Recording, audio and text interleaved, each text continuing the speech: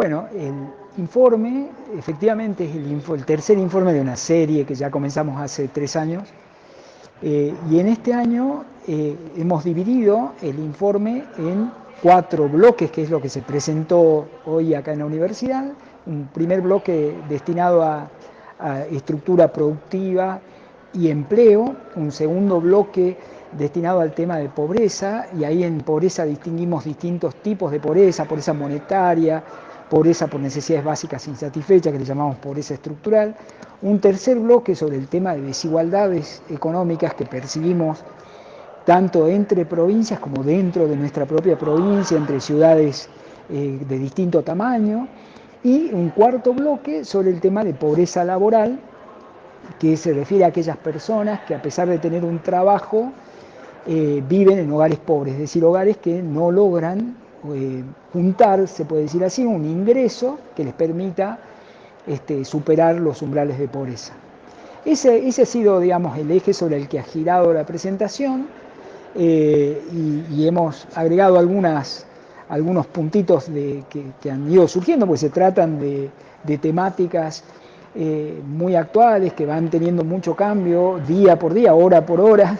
Entonces hemos sumado algunos datos recientes que se dieron en estos días, y bueno, y después contamos con la presencia hacia el final, un comentario de una prestigiosa investigadora, Roxana Mauricio, que ella es investigadora del Instituto de Investigaciones Interdisciplinarios de la UBA, de Economía Política, y es profesora de Economía Laboral en la Universidad de Buenos Aires. Y ella leyó el informe y hizo un comentario sobre ese informe, que bueno, también ha sido muy enriquecedor.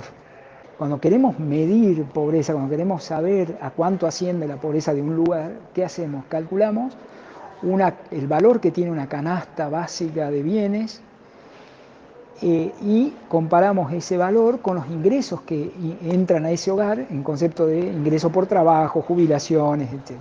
Bueno, ahí en esa canasta se calcula por persona, digamos. Entonces, cuando uno entra al hogar, tiene que cuantificar cuánto es esa canasta para el hogar. Es decir, si en ese hogar viven 2 personas adultas y 2 niñas o niños, hay que armar la canasta para ese hogar. Y ahí es donde entra a jugar la composición del hogar. ¿Quiénes son los miembros que forman parte del hogar? ¿Cuántos son? Porque los hogares más numerosos van a tener canastas más exigentes en términos de cantidad de dinero que tienen que disponer ese hogar. Y eso es lo que termina definiendo cuánto es el ingreso necesario de ese hogar para poder acceder a esas canastas de bienes.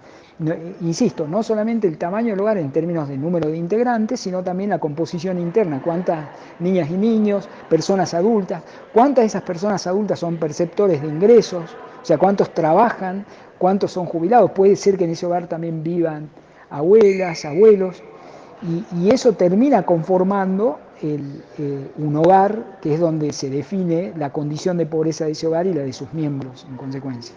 Usamos un concepto de este economista Branko Milanovic, que es el concepto de brecha de ciudadanía, que la brecha de ciudadanía lo que alude son las diferencias que pueden haber, por ejemplo, entre niveles de pobreza por el solo hecho de residir en algún lugar, que no tiene que ver con mi capacidad económica, sino por el hecho de residir. O sea, gente que reside en Salta tiene un ingreso por el hecho de vivir acá en Salta, en la ciudad de Salta, y hay otra persona que por algún motivo vive en alguna localidad del interior de la provincia, digamos Tartagal o Rosario de la Frontera, y que va a tener un ingreso acorde a ese lugar por solamente vivir en ese lugar. Eso le llamamos brecha de ciudadanía. ¿Y qué es lo que encontramos?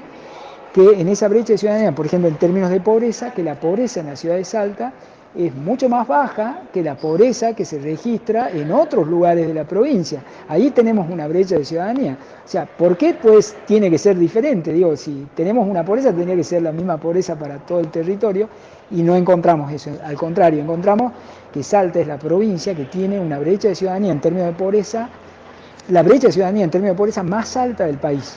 O sea, el interior del país tiene un 55% más de pobreza que la ciudad de Salta. Entonces ahí eso es algo que nos llama la atención y que, bueno, pretendemos profundizar y seguir estudiando. El informe pretende ser más descriptivo, o sea, mostrar qué es lo que está pasando. no un análisis causal, o sea, qué es lo que está produciendo eso. Si bien a lo largo del informe, como puede verlo cualquiera que accede a ese informe, que va a estar en la página de la universidad, en la página de la facultad, en la del instituto, ahí pueden ver el informe, y el informe, si bien va adelantando algunas hipótesis de por qué puede ser que sucedan estas cosas, no es el objetivo, sino que es simplemente mostrar la situación desde un nivel descriptivo. Claramente nosotros estamos convencidos de que una política pública va a ser eficaz, va a lograr su cometido, si tiene un punto de partida y un punto de llegada. Yo voy a contestar esta pregunta haciendo referencia a la situación de salud de una persona. ¿Qué es lo que sucede cuando nosotros vamos a hacernos un control médico? El médico nos pide una serie de estudios de sangre, de hemoglobina, de glucosa, de colesterol, bueno, y ahí detecta dónde están los déficits y dónde se está bien en determinadas cosas. Bueno, eso es lo que hacemos nosotros con la investigación social. Hacemos un diagnóstico, hacemos el proceso de lo que serían los estudios, y el médico decide en función de eso cuál es la terapia y busca la terapia más efectiva que va a ir justamente al problema más serio que tiene la persona, y de ahí irá realizando su labor a partir de ese diagnóstico previo. Y eso es nuestra tarea, entendemos como investigadores, que es visibilizar, descubrir aquellos aspectos que no se conoce cómo funcionan, o que no se sabe, o que no se sabe cuál es el nivel que tienen.